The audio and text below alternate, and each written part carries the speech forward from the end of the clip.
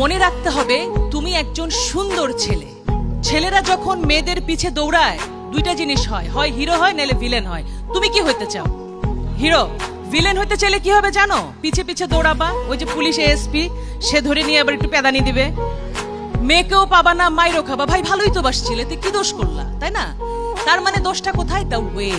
তুমি রাস্তায় দাঁড়িয়ে শীষ বাজাবা কেন?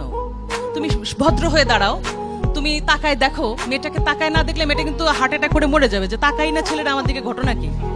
কিন্তু সেই দৃষ্টি থাকবে সৌজন্যমূলক, সুন্দর।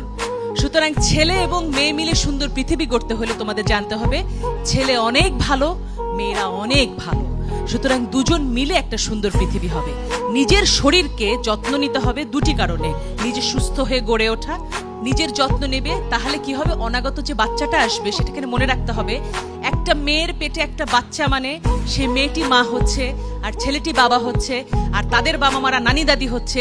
এটাই স্টোরি না, আসল গল্প হচ্ছে সেই শিশুটি বাংলাদেশের নাগরিক হয়ে জন্মাচ্ছে।